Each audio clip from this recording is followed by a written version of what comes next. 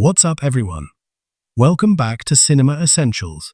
As planned in the final episode of Season 1, 8 inmates from Fox River, Michael, Lincoln, Sucre, Teabag, C-Note, Tweener, Haywire, and Abruzzi have successfully escaped from prison.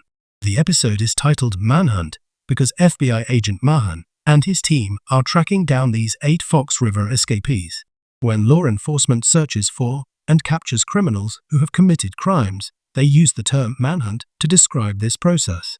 If you're ready, let's begin Season 2, Episode 1. I'm your host Theo presenting this program. In an office, 2 people are examining data files. Michael Scofield, structural engineer, armed assault and robbery. 5 years Benjamin Miles Franklin, former military, smuggling contraband. 8 years John Abruzzi, mafia boss, conspiracy to commit murder. Life sentence Charles Haywire Potoshik, second-degree murder. 60 years Fernando Sucre, aggravated robbery. 5 years David Tweener Opolski's grand larceny. 5 years Theodore Bagwell, 6 counts of kidnapping, rape and murder. Life sentence Lincoln Burrows, murder of the vice president's brother, scheduled for execution next week. They escaped from prison last night at 8 p.m. Scofield and Burrows are real brothers, and everyone says Scofield is the mastermind who planned this entire operation. We need to know everything about them, investigate as quickly as possible. Fox River's 8 superstars missed their flight and are now desperately running through the forest. Prison guards, along with police reinforcements, are frantically searching for them with full force. Running and stumbling through the forest path, they reach a railway line. Right at that moment, a freight train is crossing the tracks. Lincoln, Abruzzi, and C-Note are running in front when Lincoln shouts, "Run fast. We'll cross over from the east side of the train." Michael and Sucre are following behind at the rear. Bellick's guards are gradually closing in. Lincoln's group of 3 cross in front of the train before it picks up speed and reach the other side. Scofield and Sucre fall behind, so Scofield tells him, "Don't run to the front, jump onto the train." While running, Sucre jumps onto the train first. Michael is running alone below when Bellick catches up and shouts, "Hey, stop running or I'll shoot." Everyone jumps off the train and reaches the other side. Since the train is moving fast, Bellick's team can't do anything and just has to watch them escape. "Sir, we're ready for the press conference," his assistant informs him. He gets up from his seat, stands in front of the mirror, smartly adjusts his clothing, and picks up his pen. Standing in front of microphones with camera lights flashing, he talks about John Wilkes Booth, who assassinated Abraham Lincoln. It took only 12 days to capture him. During his time as a fugitive after the murder, he wrote about his experiences. Night belonged to him, and darkness was his friend. What he wrote about his feelings after committing the crime, during his escape, being hunted by masses of people, the howling of tracking dogs behind him, fear making him anxious. From anxiety came mental anguish. The reason I'm telling you this story is that in 140 years, the basic psychological experiences of fugitive criminals haven't changed. They're human beings, and they get scared. They have no plan to stop running. While night and darkness provide them protection, fortunately for us, we have television programs. I urge everyone watching this program, look at these faces carefully. These are America's 8 most wanted men. Exhausted from running, Scofield's group stops in a forest location to rest. C-Note blames Abruzzi for his plane leaving them behind, and Abruzzi snaps back, "Should I have brought losers like you on my plane?" Then he tells Scofield, "Don't think I don't know where you're going. Are you going to collect that $5 million that D.B. Cooper buried in the Utah desert?" Scofield responds, "What are you talking about?" and walks away. Meeting with the prison warden, FBI Agent Mahone says that if the escapees cross state lines, it becomes their jurisdiction, so interdepartmental cooperation without restrictions would be more beneficial. "Tell me about Dr. Sarah Tancredi's case." "We know that Sarah opened the infirmary door when the prisoners escaped. Sarah could be the key to this entire case." The warden responds, "I don't want to discuss staff matters at this time, and I don't think it's necessary. Also, Dr. Sarah Tancredi probably can't meet with anyone right now." Sarah, feeling guilty for helping Scofield's escape, overdosed on pills and had to be rushed to the hospital by ambulance to save her life. The doctor says, "We've given her 4 fluids, so she's rehydrated. We're also giving her naloxone every hour." We've done everything we can on our end. It's up to her now. If she confronts the situation, she'll live. If she gives up, she'll die. In Sarah's fluctuating consciousness, she sees flashbacks from meeting Scofield until helping him escape, then finally opens her eyes and regains consciousness. By the campfire, he opens the cooler and throws out all the sandwiches soaking inside. He dips his severed hand into the cooler, and with no food available, he grabs 2 ice cubes and chews them. A young couple emerges from the tent asking what he's doing, and the internationally notorious Teabag, even with his hand severed, holds a screwdriver with his remaining hand and says, "If you kids are thinking of calling the police or something, see what I'm holding. I'll stab it into your eyes." Then he drags the cooler and runs back into the forest. As a structural engineer, he's covered in tattoos. You can't tell if he's an engineer or a mafioso. How long do you think it took to do all these tattoos? These kinds of tattoos require time from the tattoo artist. Detective Mahone says. His partner immediately understands and says he'll search for the tattoo artist before leaving.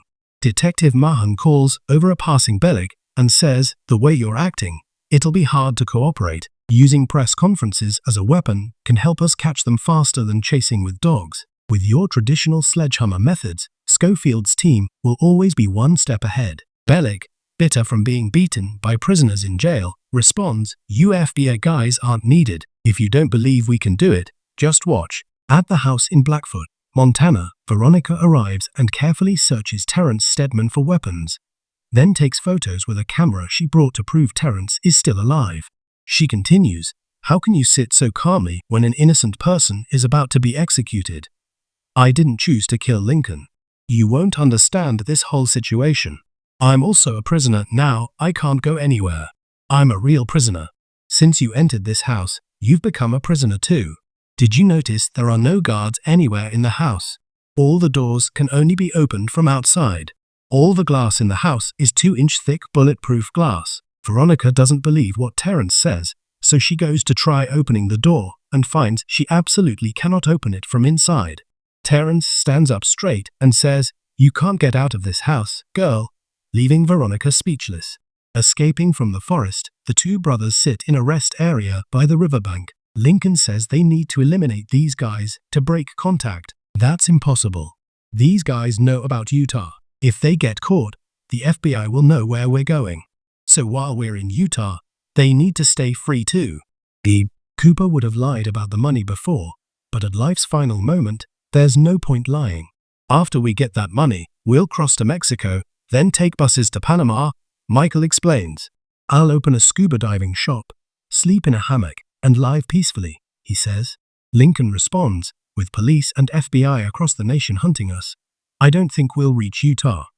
Michael has arranged everything for travel. Don't contact Veronica. Abruzzi's plane was plan A. Now there's no problem. Everything needed is stored in a warehouse." At the FBI office in Chicago, the tattoo artist who tattooed Scofield has arrived. Detective Mahone asks if she designed the tattoo herself. No, Scofield drew it himself. He drew each part separately and precisely. From what I know, he's an engineer, but also an artist when it comes to drawing. He's calm, but when getting tattooed, he's precise like a Nazi. Everything must be perfect. I had to tattoo exactly as he drew. Looking at the tattoo photos, Detective Mahone gets an idea and asks for the tattoo artist's phone number, saying he'll call if needed. He then calls his assistant Folly and asks about the street names they passed, English Street, and the other 2 are Fitz and Percy. The 2 brothers consult and call the others, saying, "Let's keep going. Let's go to a place where we can stop being prisoners and become civilians." While talking, Sucre punches Abruzzi. Everyone turns to see a little girl, and C-Note greets her. The girl asks what they're doing, so C-Note sits in front of her and says, "We came to go fishing, sweetie." While talking with the girl, her father arrives and tells her to get away, pointing a gun and saying he knows they're the Fox River escapees. Abruzzi instantly draws his gun from his waist, grabs the little girl, and tells her father to drop his weapon. "Drop the gun. If you don't drop it, I'll shoot the girl." Worried about his daughter, the man drops his gun. Abruzzi tells Sucre to pick up the gun, then releases the little girl to go to her father. Scofield asks for the car keys, saying, "We won't harm you. meeting Scofield instead of T-Bag. If it had been T-Bag, both the girl and father would be dead. FBI agents arrive at the hospital where Sarah Tancredi has regained consciousness and is feeling somewhat better, asking about her relationship with Scofield and whether she knew 7 other people escaped with Scofield. T-Bag hides behind bushes and sees the doctor entering the clinic. He quietly follows with his cooler and tells the doctor, "You need to treat me privately." The doctor says, "This is a clinic, but I only treat small animals." Seeing T-Bag's severed hand, he offers to call an ambulance. T-Bag holds the screwdriver to the doctor's neck and says, "No one calls anyone, doctor. Reattach my severed hand." Getting a car, Scofield's 5 leave the forest and drive on the road. In the car, C-Note asks Abruzzi, "Don't you think you went too far? Do you have any compassion? I have a daughter too. I have children too. But if we hadn't acted decisively, we wouldn't be traveling in this car right now." Abruzzi responds. Scofield says, "Turn right. We're going to Oswego." "Hey, my family is in Chicago. We need to go east." C-Note says, "Don't you think the police know that? Police waiting at your house will catch you like a chicken the moment you come home. Our loved families are our weakness, and police know this well. Stay calm," Abruzzi explains. A guard tells Bellick, "Captain Bellick, here's Michael Scofield's credit card usage record." Walking while checking the statement, Bellick sees that before imprisonment, Scofield came to Will County and spent about $8,000 on car rentals, car repairs, and storage unit rentals. While talking, another guard runs up saying, "Captain Bellick, we got news a rancher in Tammany saw 5 prison escapees at a high-rise building by the Chicago River where Scofield lived 2 months before imprisonment." Detective Mahone and his assistant look around the room. Mother's dead, father's missing. Only one brother left in the whole world. So he came to this little room, drew plans, arranged everything for months, obtained everything needed. Then he destroyed his identity documents. With detective experience, he says, "We need divers to search the river." In the Montana house, Veronica tries to call but Terrence Stedman tells her, "You can't get phone service here. No phone towers in western Montana." Being involved with them is like being in a spider's web. The more you struggle, the more tangled you get. "If I stay calm and don't interfere, I'll survive." Is this self-consolation? Let the world do what it wants, as long as I survive sitting in this little prison. Veronica responds. While talking, she sees her phone has signal and prepares to call, but Terrence draws his gun and tells her not to call. The rancher's father and son are asked if everything is okay, and about where they took his car. They drove north toward Oswego. The rancher answers. Getting Scofield's file data from Jimmy and checking in the car, they find an address in Oswego. The little dog planned identity hiding in advance. "All right, everyone, we're going to Oswego," Bellick announces. At the hospital, a staff member tells Sarah that visitors have arrived. The person entering is Katie, Sarah's colleague and friend from Fox River. She asks how Sarah is feeling and brings new clothes and gives her the handbag left at the infirmary. She apologizes, saying she had to tell everything she knew because they threatened to fire her with aiding and abetting charges. "Everyone has to walk their own path in life. No apology needed," Sarah responds. Katie says, "Working at the prison, you'll get involved with some prisoner eventually. You're not the first." Sarah responds, "He never cared about me at all." In the car, Scofield sits with eyes closed, thinking. When asked what he's thinking about, he answers, "I'm thinking about my mistakes, wondering if I destroyed her life." When such words come out, the pessimistic Sucre says, "Did you fall in love with the doctor lady? Are you going to shoot me? And then what? You can't leave this house anyway. No matter what, even if I die, you'll be trapped in this house with my corpse," she says. Not caring about Terrence's words, Veronica calls the Montana police station, asking them to send a police car to the house address. "Doctor, I'm having complications because of T-Bag. I'm not an expert, I only treat ordinary household pets. Reattaching a severed person's hand requires surgical specialists," the doctor explains. T-Bag responds, "My severed hand has been in that cooler for quite some time. If you reattach it, reattach it. If you don't, finding your wife's house and killing her is easy. Indian names you and your wife use are the easiest to find in this country. Fine then, you'll need to give me anesthesia. Doctor, do you think my face looks stupid like a monkey? Reattach my hand without anesthesia." How could an internationally notorious person like me become notorious if I couldn't handle such pain? Looking at names written in the tattoo, Alan Schweitzer is a concrete producer. When his assistant says Alan, that's the type of aggregate used in concrete, Detective Mahone becomes more impressed with Michael, thinking this guy has systematically planned everything perfectly. Looking at the photos, he asks them to check if there's a place called Ripe Chance Woods. At this moment, another officer says the doc is heading to a storage unit in Oswego. So Detective Mahone's team also pack up the photos and prepare to go to Oswego. Bellick's team, with prison staff and police, all arrive at Michael's rented storage unit in Oswego. From the storage manager's information, they learn that Scofield still owns the storage unit. We've positioned people on Hamilton Road, Uwasara Road, Pye Main Road, and George Road. If these guys are in the storage unit, they'll have nowhere to run. While Bellick's team is talking, Detective Mahone's team arrives, and Bellick says sarcastically, "If your ass is getting fat from sitting, go apply some medicine." This case is doc work. In the car, when asked if they still haven't found Ripe Chance Woods, his assistant says there's no such name, not a person, city, or street name in this county. When Bellick's large group arrives at the storage unit with shotguns ready, Michael's 5 inside are each taking crowbars from stored supplies. Both sides prepare Michael's team to exit, Bellick's team with guns ready and aimed, but when they pull open the door, the entire storage unit is completely empty, not a person or even a cockroach, just an empty shell. At this time, Michael's team emerges from a storage unit at a cemetery, carrying green crowbars, looking like soldiers ready for battle. Led by Michael Scofield, the 5 with crowbars in hand walk to the east side of a brick vault and start digging. Detective Mahone calls over a passing doc officer and checks his chest badge carefully before saying it's nothing, then gets an idea. This guy is quite clever. Ripe Chance Woods is just a name. Get out your PDA and check this county's household records, and if possible, check old records too. Searching in the PDA, Detective Mahone figures it out and immediately says, "Let's go to the cemetery right now."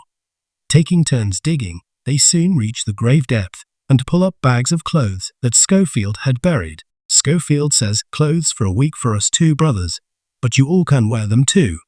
And everyone changes into one outfit each. The tallest Abruzzi says his pants are a bit short, and Lincoln jokes, "Then cut off your legs, you're great in those areas, aren't you?" Referring to T-Bag's cold-blooded hand amputation. Throwing a backpack, he says, "Money, passports, loaded credit cards, everything's in that bag. The car is for just us 2, buried about 200 kilometers from here," he tells Lincoln. Just as they finish changing clothes, Sucre spots a black car entering the cemetery and says, "Someone's coming at our people," and they hide behind trees to observe. While Michael's group watches from hiding, Detective Mahone gets out of the car and stops in front of a small brick vault.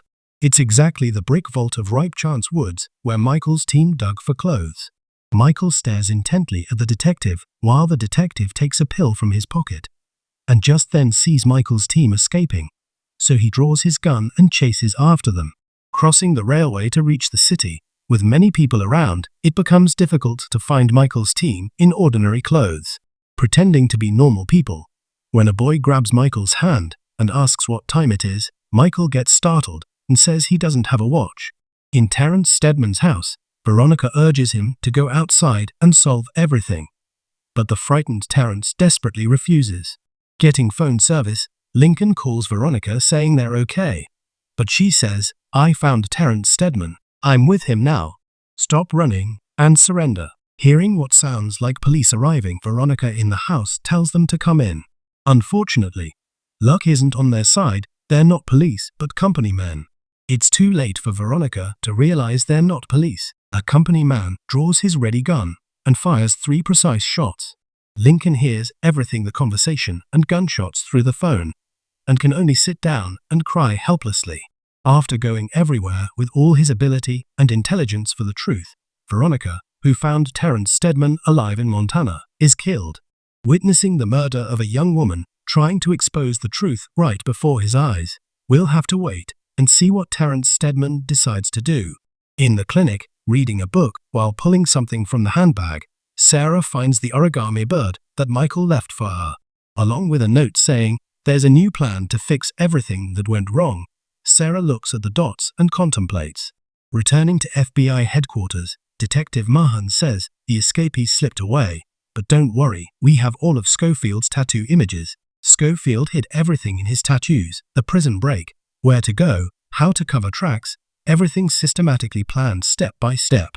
So once we decode everything hidden in the tattoos, we just wait at his destination and catch him. This is how the equally brilliant Detective Mahone concludes episode 1. This series will be presented daily, 1 episode each day, so please like and subscribe to Cinema Essentials channel. To all our supporting audience, may you be blessed with mental health and physical prosperity. Thank you all for watching until the end.